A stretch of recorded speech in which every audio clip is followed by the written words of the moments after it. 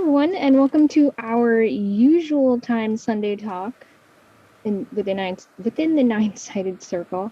For those who don't know, we had a talk this morning as well, in which we did our once monthly other talk, which we do every third Sunday of the month at 10:30 a.m. Pacific Daylight Time. And this is our usual one at 6:30 p.m. Pacific Daylight Time.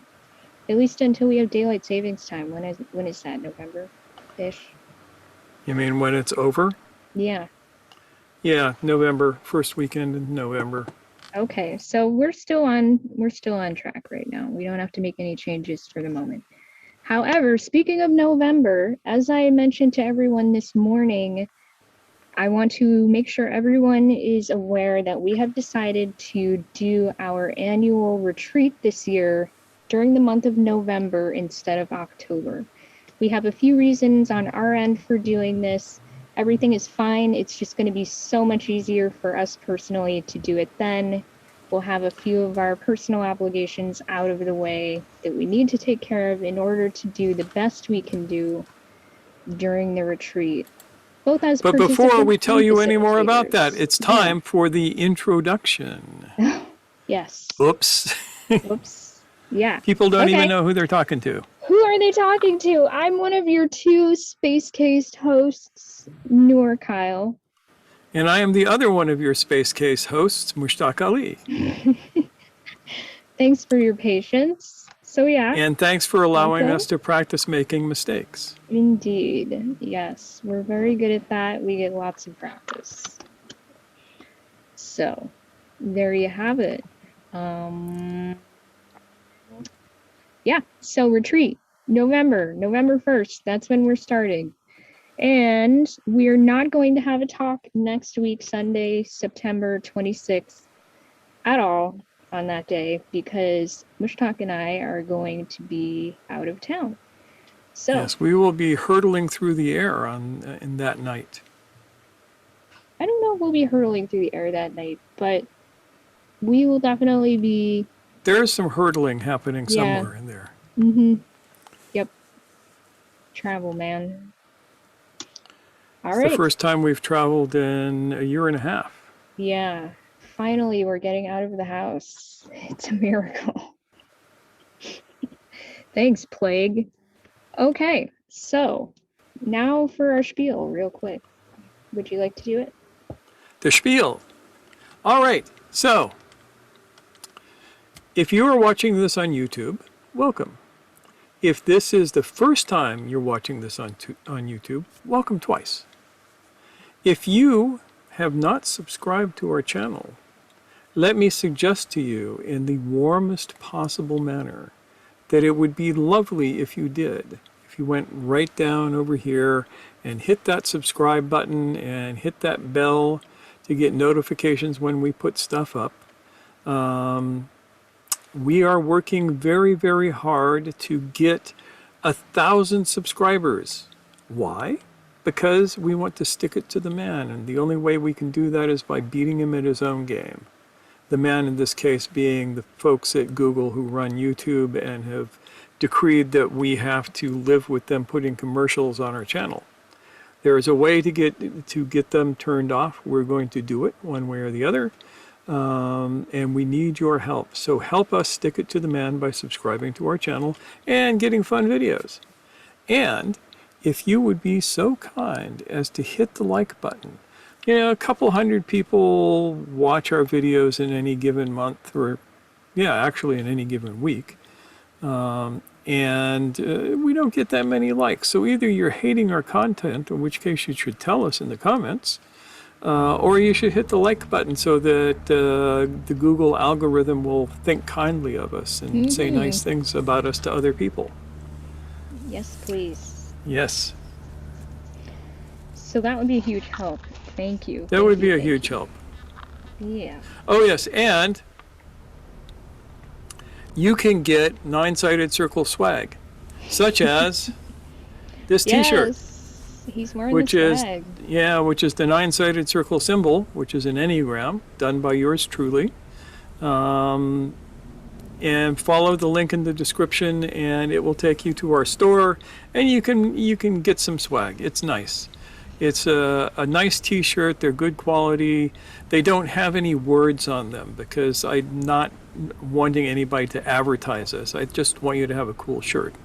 Yeah, and So, there's a flowy women's shirt that I have, and yeah. it's quite comfortable and quite nice. I Yeah, and got it there's a on it. hoodie too. There's all sorts of clothes you can get, all with this symbol on them. And all the cool kids have them. So, Yeah, and it's pretty, there's no words on it if that's not your yeah. thing. And it's not our thing. We don't need you to advertise us. But like I said, the cool kids have the Enneagram symbol. Yeah, cool. All right, so this evening's topic, whereas this morning we talked about mistakes and a philosophy of mistakes, really. So if that sounds interesting to you, you should check out our last video. But this one is going to be about posture, movement, and expression. And, when we work on this stuff, these things are a gateway to the conditioned self. So tell us more about that, Mushtak. Okay, so as most of you know, you will develop forms of chronic tension in your body over your lifetime. And beyond that, you will develop patterns of posture and movement and expression on your face, for instance, that you use habitually. And this will be unconscious, and you will have what we call sensorimotor amnesia oftentimes about postures, positions, forms of movement, facial expressions that are not habitual. You won't know how to get there. I once knew a guy who literally could not remember how to smile. And it took a couple hours of working with him before I got the first smile out of him, and it required my most risque joke to do this. One that I can't tell you on this channel, but know that it's out there, just waiting. And what happens is, as long as you shift through the habitual postures, the habitual expressions, the habitual voice tones, for that matter, you stay in your conditioned self. You live there. And certain things will break you out of it. Cherie and Dave are, they make their livings breaking people out of this in a couple of different ways. Cherie has been known to use a crowbar. Do you guys say crowbar in Australia? Yeah, she'll get a crowbar and wedge you out. At least that's what I'm told by her students. But it is incumbent upon us to do what is necessary to break out of habitual posture. Posture is the body when it is relatively still, and habitual movement, which is the body when it's moving through space. And there's a number of different ways to do this. Gurdjieff, for instance, did this through his dances. And his dances were very, very important to his work, according to him. And they were designed to make your body move in ways that were completely non-conditioned.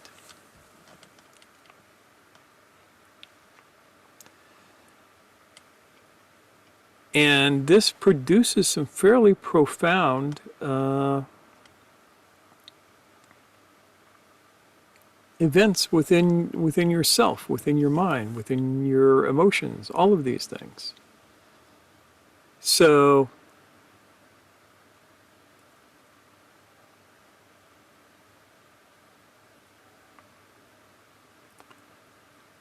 how to describe this? Think of a robot. Think of the Tin Man in The Wizard of Oz. Dorothy finds him in a field, and he can't even move. He is so rusted in place that he has one posture. You know, he's there, he's holding his axe, whatever he's doing. And that's it. They put a little oil on his joints, and he begins to move a little bit. But even after they get all of his joints moved, he can only move as a robot moves. He cannot move as a human being because he's still solidified. Calcified. Calcified, ossified. Mm-hmm. That's a nice word. We like ossified. I have not had a chance to use that word in a sentence in years. Well, there you go. Fresh opportunity. Yeah.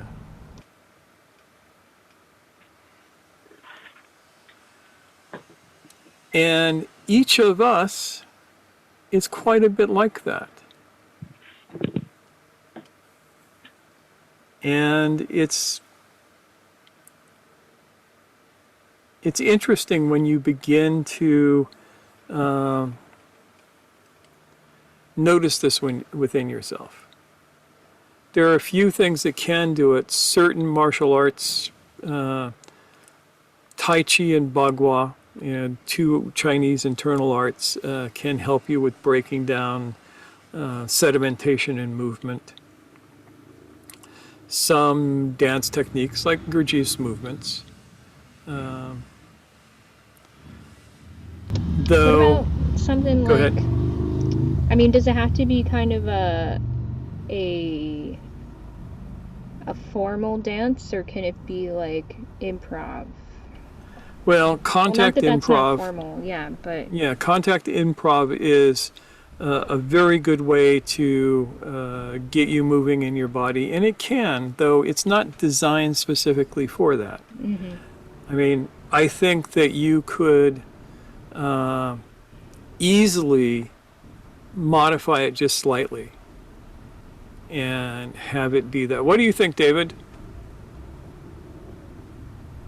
I have definitely experienced some moments of getting into a different space in my body and posture and movement and contact improv. So I think, Excellent. Yeah. Yeah. I mean, I've heard things about acro yoga and stuff like that too. Yeah. There are things that will break you out of your patterns. But what you need is that will break you out of your patterns in a very systematic way.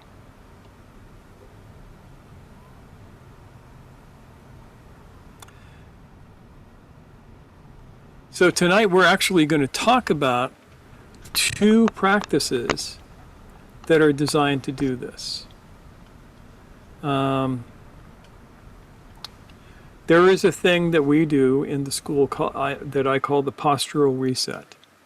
And we've already done a video of how to do it, which I will link probably right there at the end of this video. Somewhere up there. Yes. Somewhere up there, yes. So the postural reset is a way to realign your body into something approximating proper posture. And in this lifetime, in the Western world, proper posture is what none of us have, or very few people have.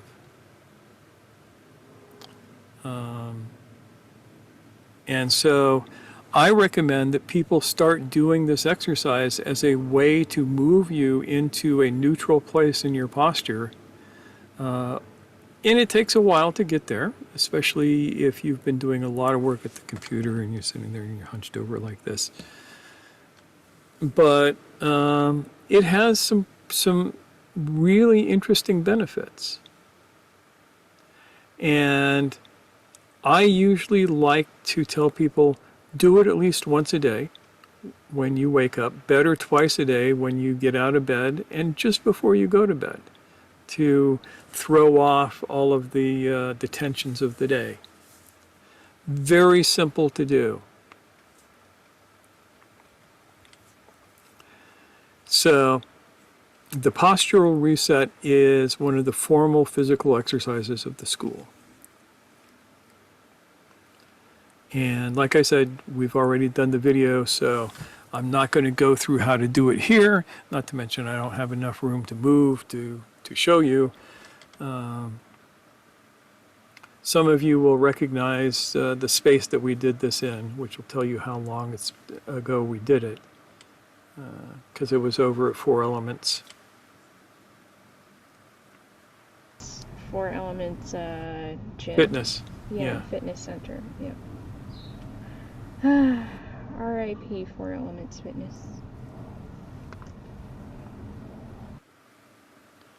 So, that we can teach, that you can watch the video and learn. Just realize that it's designed to give you a full body reset. Now, let's talk about facial expression. People have chronic facial expressions. You've all heard of resting bitch face, right? I was just gonna say, we gotta talk about resting bitch face, yes. Yeah, It's rough. that would just be one. Gurdjieff, in one of his early talks, made this observation, and I am going to actually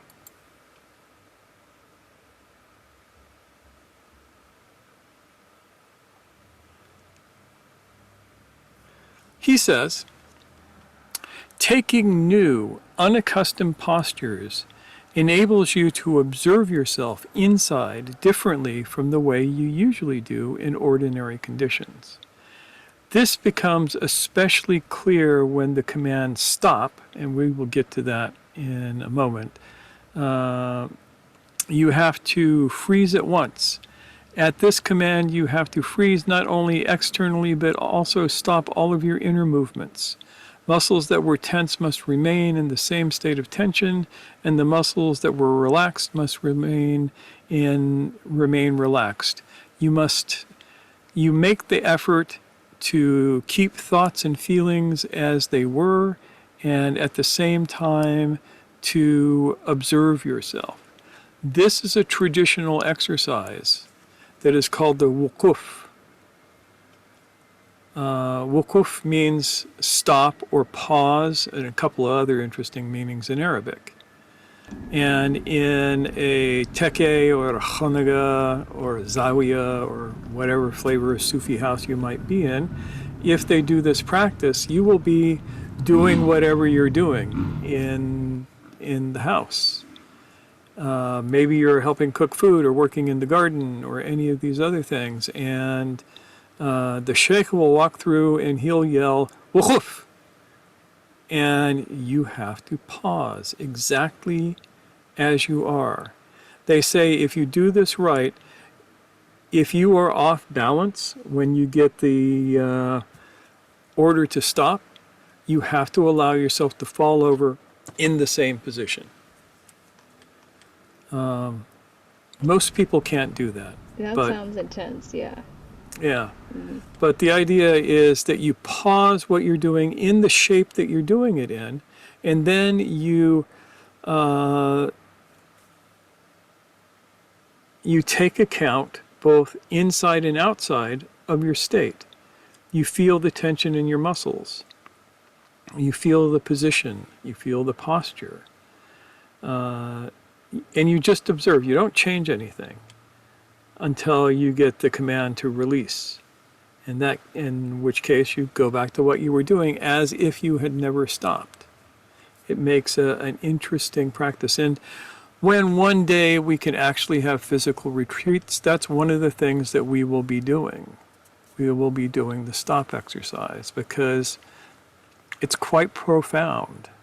And I will try not to catch anybody mid-step, but Noor will. I'm a trickster. What can I say? Yeah. I do that kind of thing. It's true. Try to be nice. I'll try. The thing is, you have to be able to know when to call the stop, because you need to catch people between their chronic positions.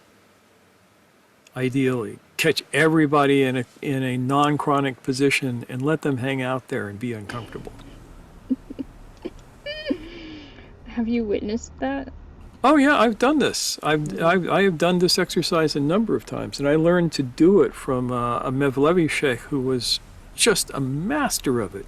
He would find the most irritating positions to get you stuck in. Oh my god. Alright, so this is the word. I just looked it up. I wanted to make sure I was spelling it right. Wuquuf. That's, you know, Yeah. the anglicized way of spelling it anyway. Yep. And it's one of the 9 practices. It's the last of the 9 practices. Mm-hmm. Yep. So you can see how all these things tie together in very subtle and sometimes unexpected ways.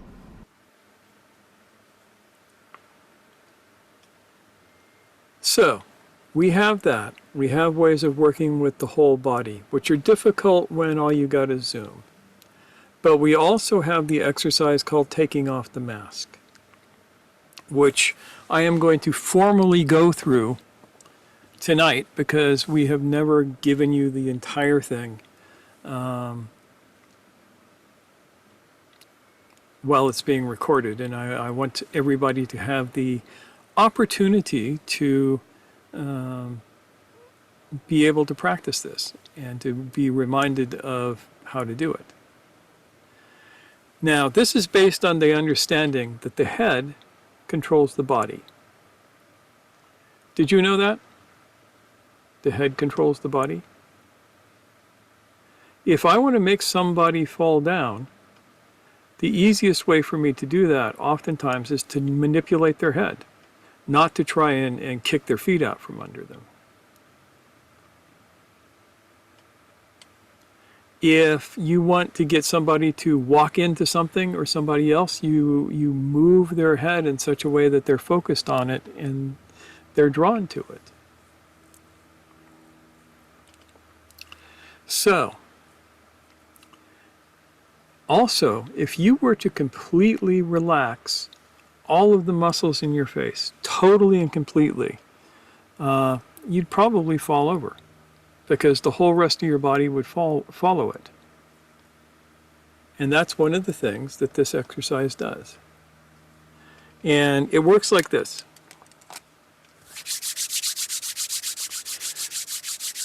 So you can do this, rub your hands a little bit, get them kind of warm, and I want you to rub your face like this. Just give your face a little massage. Zainab, it's just like singing lessons.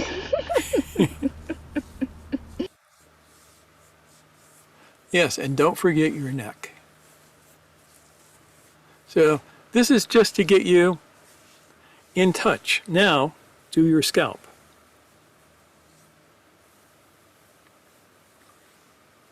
Rub the back of your neck a little bit. This is just to remind you of everything you have on your head. Now do this a little bit. Now, rub the top of your head and pat your belly. No, never mind. Don't do that. Sorry, I couldn't resist. So, here's how this works. When you speak, and to a great extent when you think, you will have areas of tension in your face, and they will be chronic areas of tension. They will be the same things over and over again. So what we train ourselves to do is at the end of every moment of speaking. So here I am speaking to you, and I'm going to stop. And the moment I stop, I'm going to feel my head. Not like this, but internally. And I'm going to notice where the areas of tension are. And then I'm going to begin relaxing them. And the first area that I'm going to relax is my forehead. And I'm just going to let it go. Right across here. Just feel any tension there and let it go.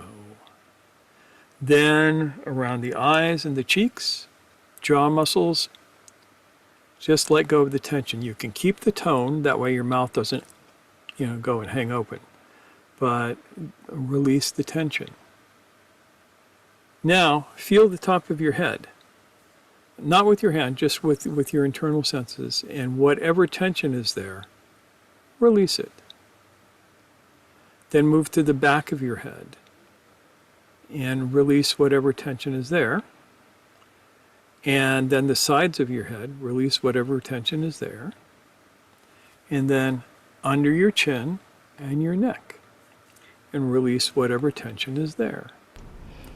And if you're doing this on your own, you can take your time. Like, I think they have, what do they call that? Like a body scan? This is basically like a head scan. Yeah, but That's a type this of is meditational practice. Yeah, this is specifically to find the areas of tension and relax them. Mm-hmm. Yeah. And then you're going to go back to your conversation. And you're going to say whatever you're going to say. It's like, Noor, what do you want for dinner tonight? I was thinking of doing a veggie stir fry with some of the really good noodles. How about that? And then when I stop, I feel the areas of tension again. It's like I felt when I questioned, I could feel this upward movement of my forehead. And I begin to go through and let all of these go. After a few weeks of practice, the ability to let these things go gets faster and faster and faster, to where you're done talking, you feel your head, and you just relax everything. Yeah. So that's a little different from the body scan that I was talking about. However, I think you could utilize it in both ways. You know what I mean? Like, yeah. As you're saying, but this is a specific way. Sentences, yeah. Yeah. Yeah. This is a specific critical. Way. Yeah. Yeah.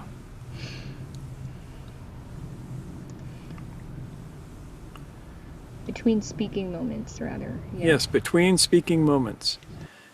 And then you learn to do it between thinking moments. Like earlier, I was doing the write-up for this, and I'm sitting there and I'm writing and I'm writing and I'm writing. And then I go, okay, take a moment and relax everything, because everything's getting tensed up and I'm thinking really hard, and I want to go, And this is really good for you. It's good for your face and it's good for your body, and you'll begin to notice as you do this, it will irradiate through your body. You'll notice, oh, there's also tension in my shoulders. That happens every time I start talking. This comes up, and then I go, and let it all go. At this point, you don't do anything with your breath. You just feel and release.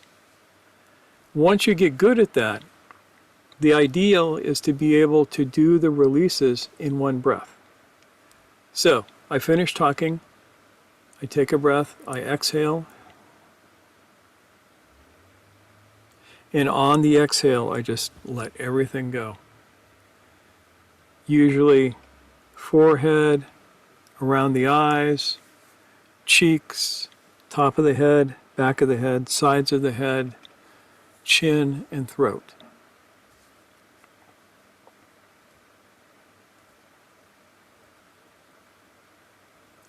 Does that make sense?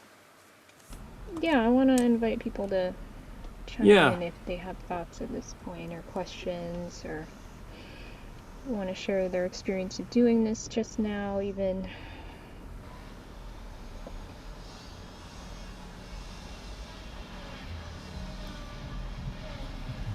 What do you think, Zainab?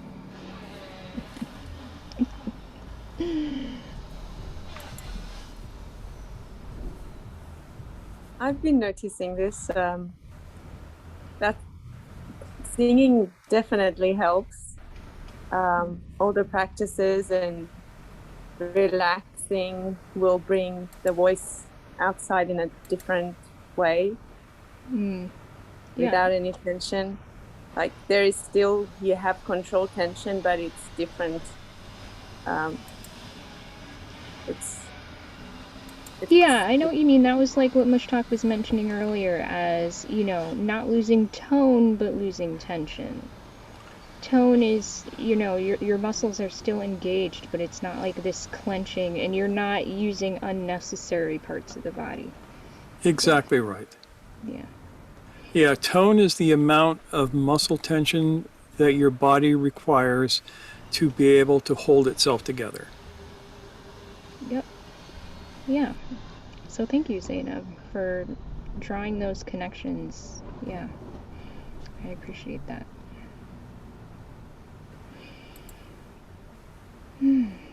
Did you have anything you wanted to add?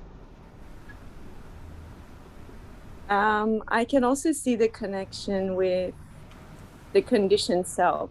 As you start relaxing that, some of that conditioning falls. Yeah. Yep.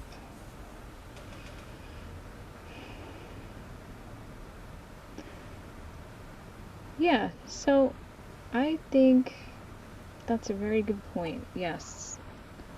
And maybe we could even touch on that a little bit more, like this connection between, you know,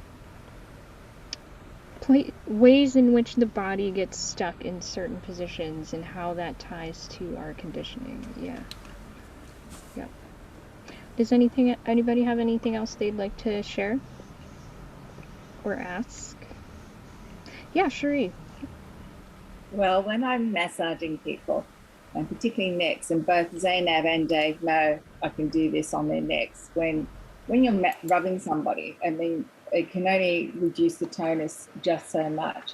But when I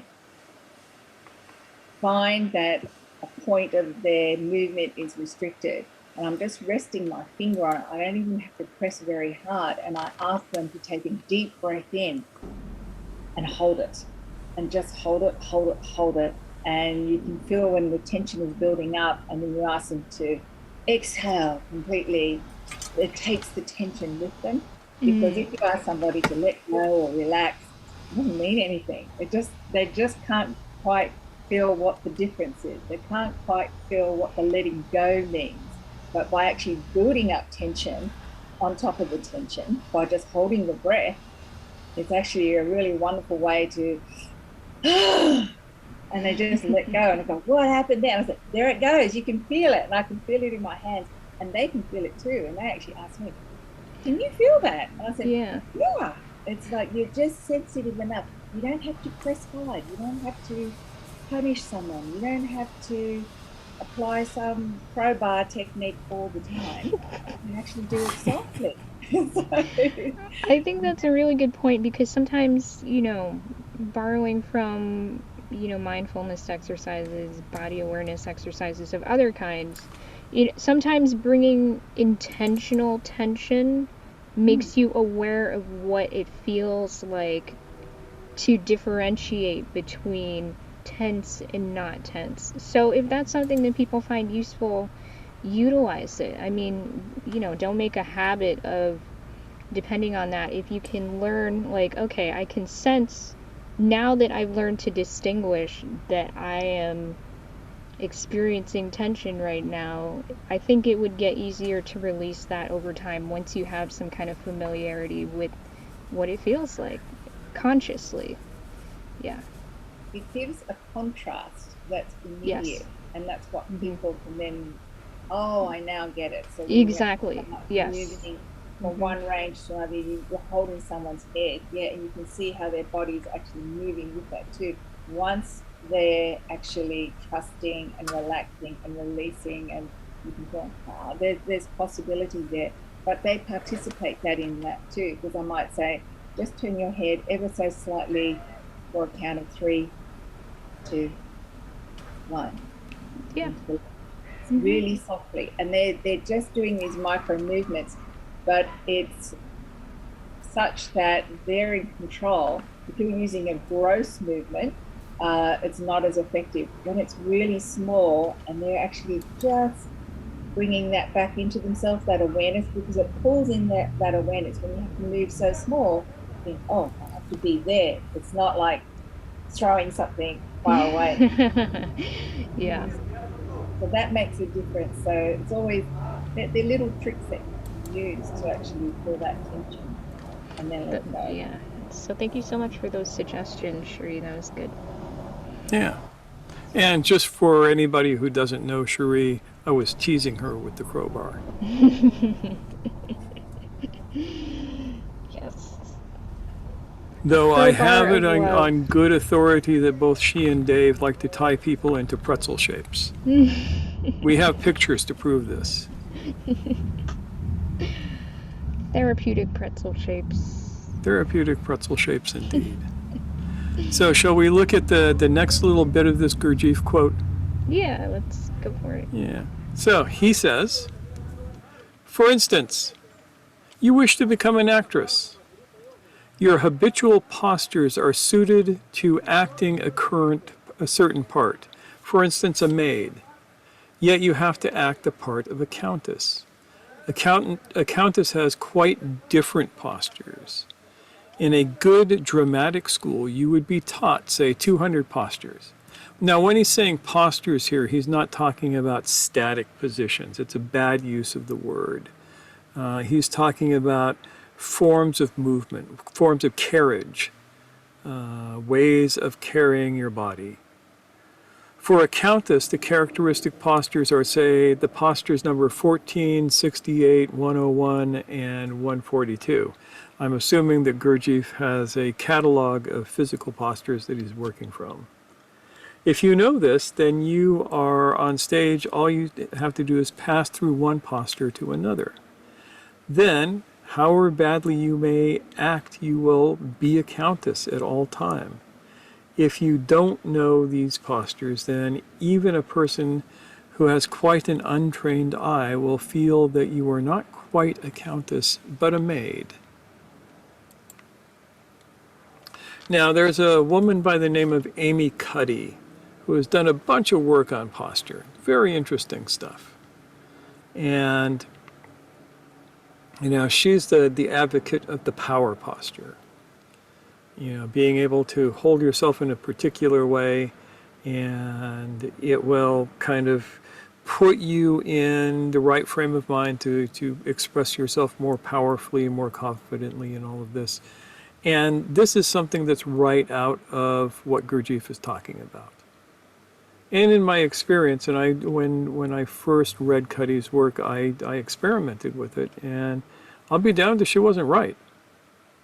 She had found a perfect posture for making virtually anyone feel more powerful and confident.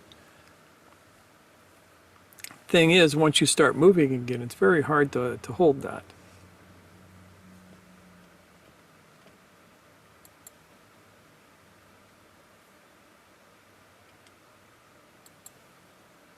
Nonetheless, it's good to know that you can empower yourself in that way. Yes, it's very good to know that. That's the thing. Having that flexibility of movement and knowing that you have that tool in your toolbox sometimes makes all the difference. Yep. And by flexibility of movement, I kind of mean in this like conscious movement sort of way, not necessarily like, can you put your leg over your head, because that's not necessarily what we're talking about here at all. With Amy's power posture, where you've got to have the arms raised, you can't go walking around with your arms raised. No. So Yeah. what I had taken out of that is that if you have your heart lifted, if you have your chest, your shoulders down and your heart lifted, when you're doing things, you can actually look like a very confident person. Because I found that with people who have that slump posture and they look like the maid versus the countess, that is like you're hiding your heart and you're protecting your heart because you're afraid something's going to happen. But if you actually can lift your heart and have it open and up, everything else just falls into place. And no one knows you're doing a power posture, but you can feel like you're doing a power posture and feel that confidence and that ease that comes with that.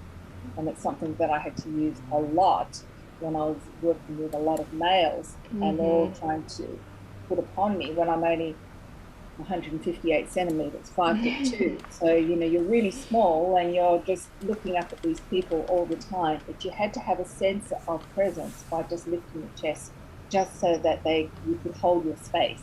Oh, and yeah.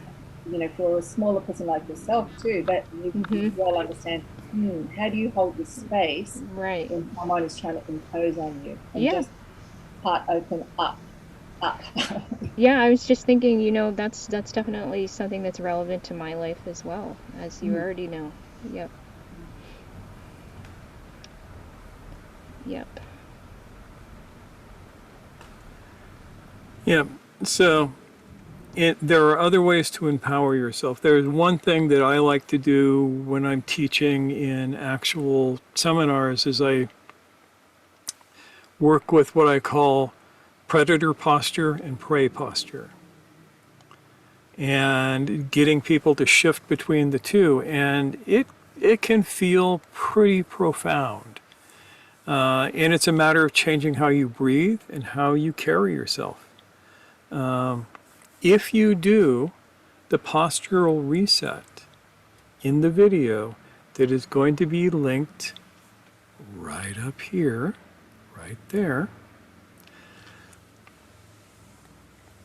you will be the first step towards what I think of as predator posture. And predator posture doesn't mean that you're going to leap out and gobble something down, but it means you could.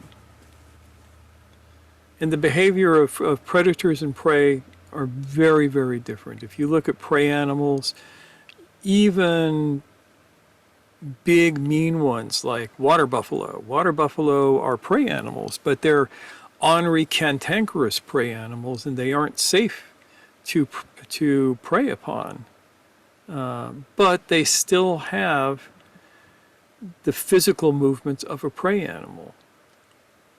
And a kitten who is not going to prey on anything more dangerous than a string of yarn still has the postures of a predator. And if you learn to shift through those, it will change the way you experience the world. And it will change the way that people experience you. I had one kid, he was like 17, and he was always feeling like he was being ignored when he went and hung out with his friends. So I taught him how to do predator posture. And he said he walked into the room and everybody's eyes turned towards him. And a lot of people took a step back. He wasn't being threatening in any way at all. He just walked in with a certain presence. It's like if a goat walks in a room, you have one reaction. If a mountain lion walks into a room, you have a different reaction. And so humans are supposed to move like they are predators. Our ancestors were predators. That's how we got to be smart and everything. Because they went out and ate all of the fat and protein to give us big brains. So we have that within us, but we just don't access it anymore. And I think that it is necessary to learn to access that kind of energy. Again, not as a threat. This is not doing the stupid so-called alpha male bullshit or alpha female bullshit. That's not being a true predator. That is basically saying to all of the other predators, hey, look at me, you may need to take me out.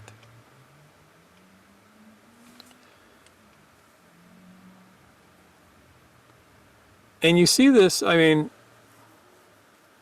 so when I lived in Tanzania, we would drive by a herd of zebra.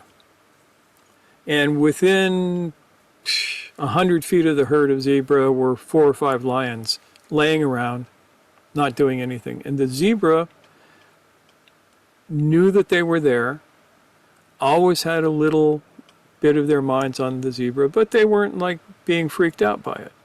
Because the lions were not putting off, I'm going to eat you vibes. Oh, okay, so the zebras had their eye on the lions. On the lion, yes, I got that. I got that mixed up. Sorry. I'm here to help. Yes. Well, yes, that's your job. Keep me in line.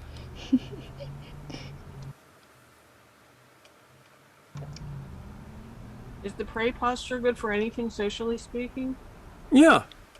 If you need to de-escalate something, using a pray posture can be very useful. To convey non-threateningness, yeah. Yeah, to convey non-threateningness. I don't think it is as useful as the predator posture.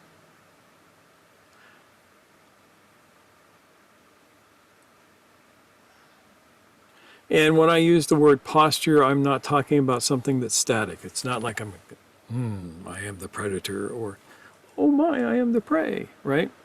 It's neither of those. But it's the way that you move in the world. Does that make sense? Reality check, everybody. Am I making sense? Mm-hmm. Dave, talk to me. It totally makes sense, bro. That's a quote from a long time ago. But yeah, this is the stuff that I do a lot of research in, and humorously timed, given the piece of work I'm about to release in terms of the beginning bit of the talk.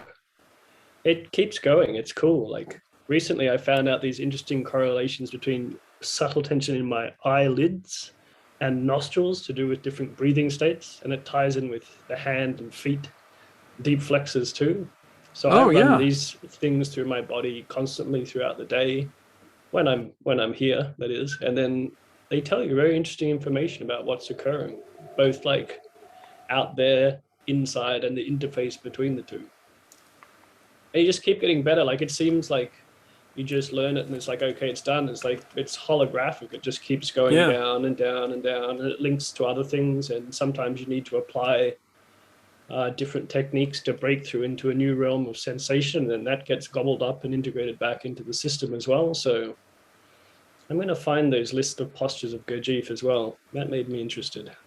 They've got to be out there somewhere. I'll find them. Yeah, they could be in the Library of Congress, because I know that there's a bunch of his stuff in the Library of Congress here in the U.S., deposited by a couple of his American students. Notes from Berlin and France. Mm.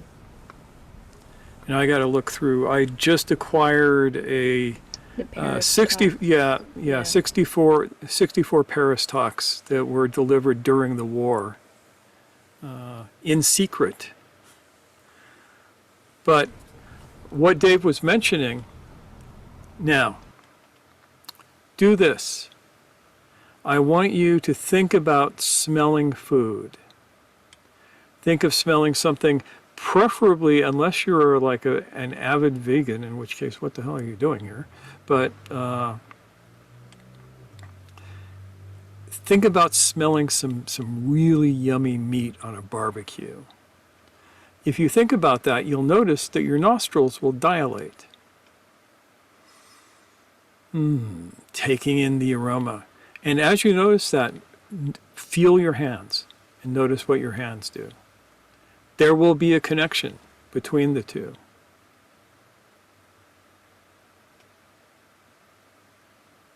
My mesentery relaxes as well in and around the intestines, which is interesting. Yeah. That is interesting. Yeah, I hope that you're taking careful notes on this and are prepared to publish them all for our edification. Prod, prod. So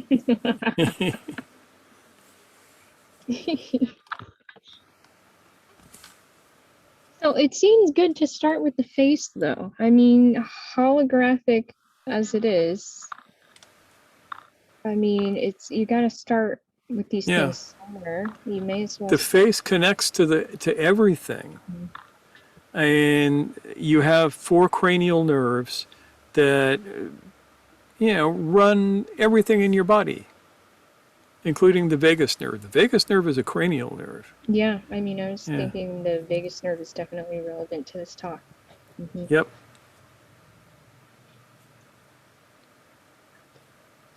Sydney, what do you think?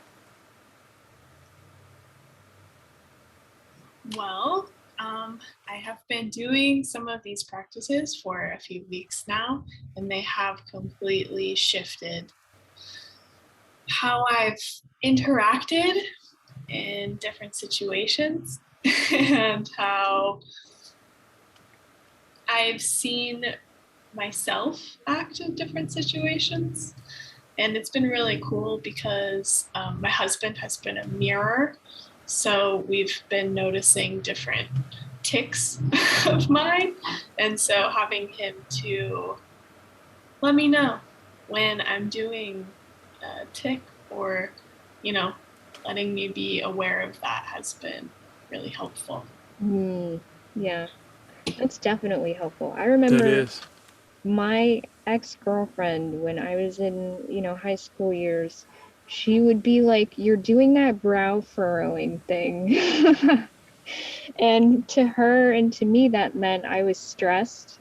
I wasn't sharing what I was stressed about, and she could see it on my face. And when she would point that out to me, I knew, oh, okay, even if I'm not consciously acknowledging that I'm concerned about something or worried or angry or whatever, it shows up here. And if I were to pay attention to that happening, I would be more attuned to what was roiling within that I wasn't addressing.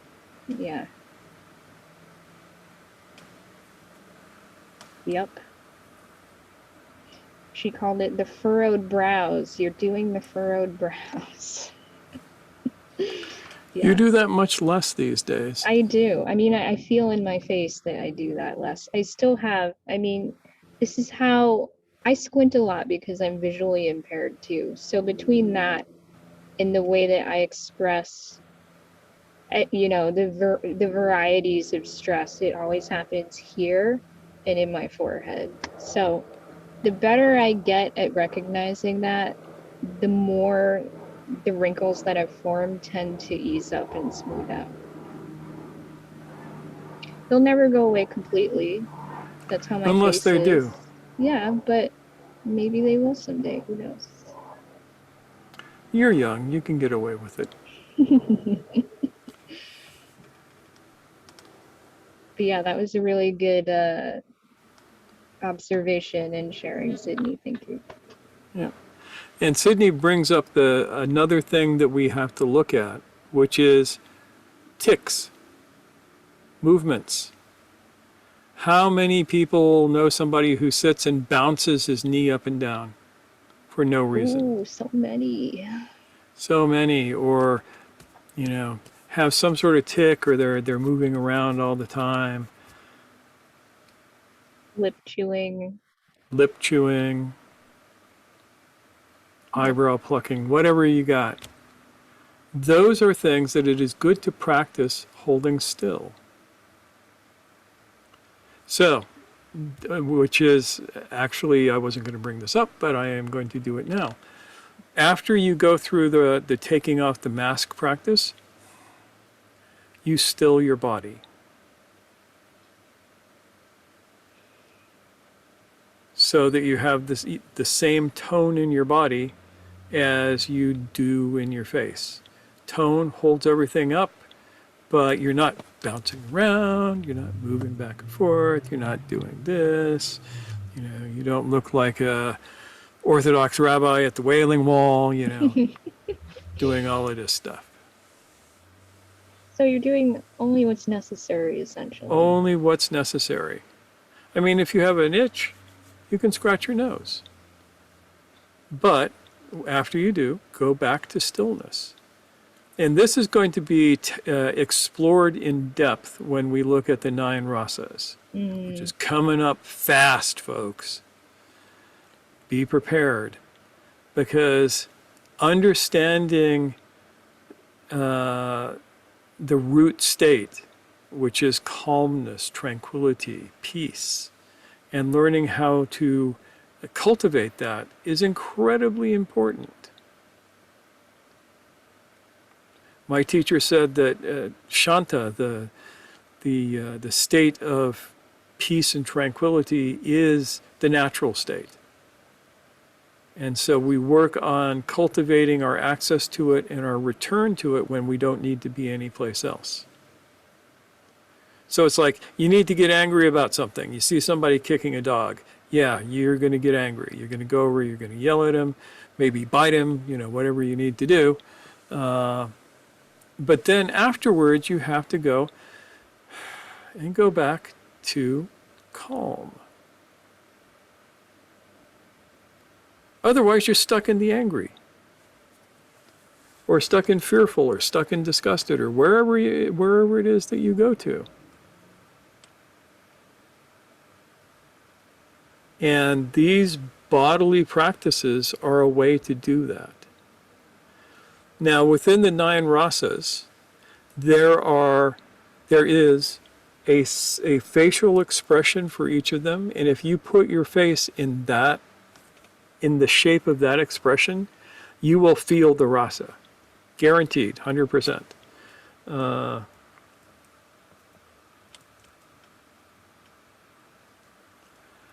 And there's also bodily posture with it. It's like if you are experiencing courage, everything is opening up. Your neck is opening up, your head is rising, your chest is expanding. Certain muscles in your face are getting tighter, certain are relaxing, and it causes you to feel the sense of courage.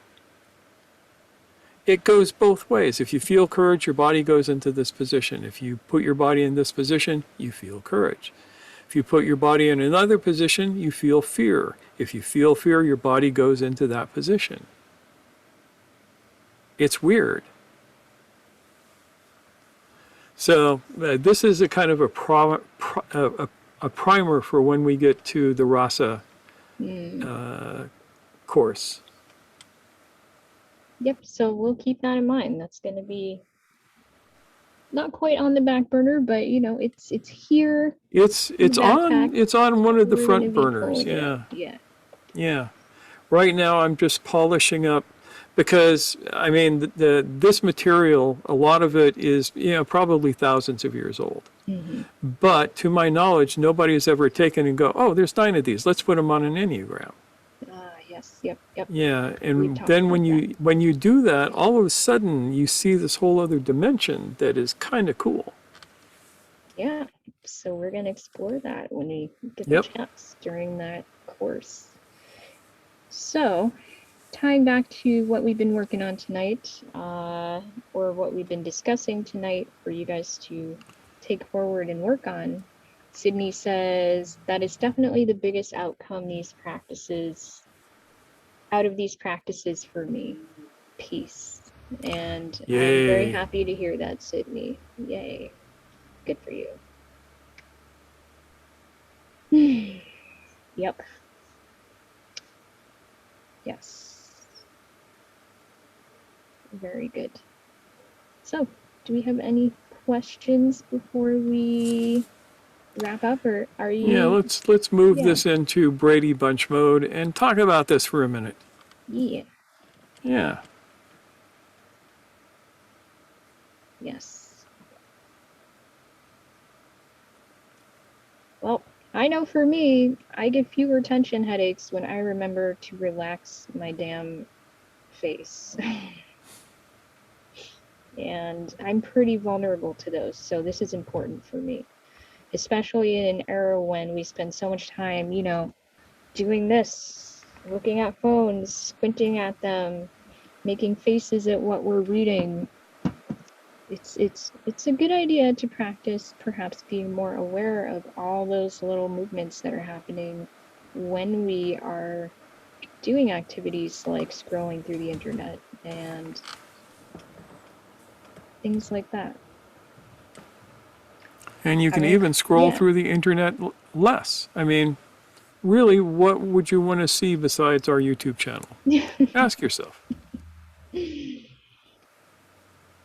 And kittens. Kittens, yes. And puppies. And hedgehogs. I miss your kittens, Cherie, but they're almost not kittens anymore.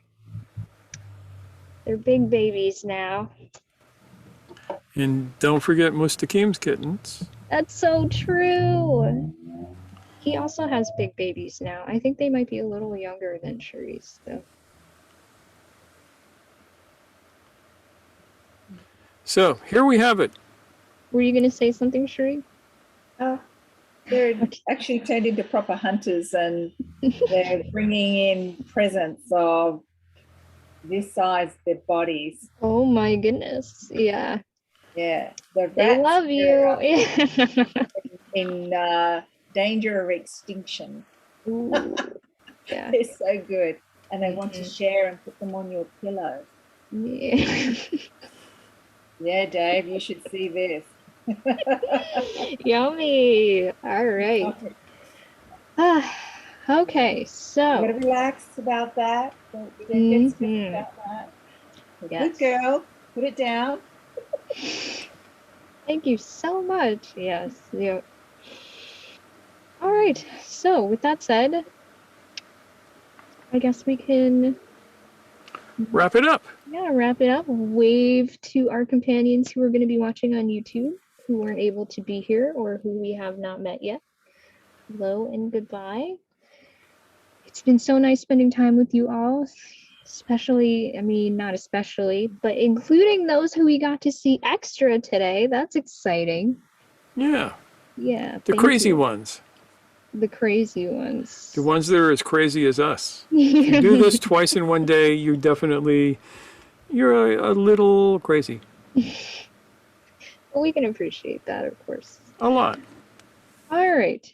So we will not see you next week, as I said. We will see you the following week, which will be, for us, October 2nd. Yeah, that's when we will be meeting. No, wait. October 3rd. Yes, we will be meeting on October 3rd here next. At the usual time, the usual place.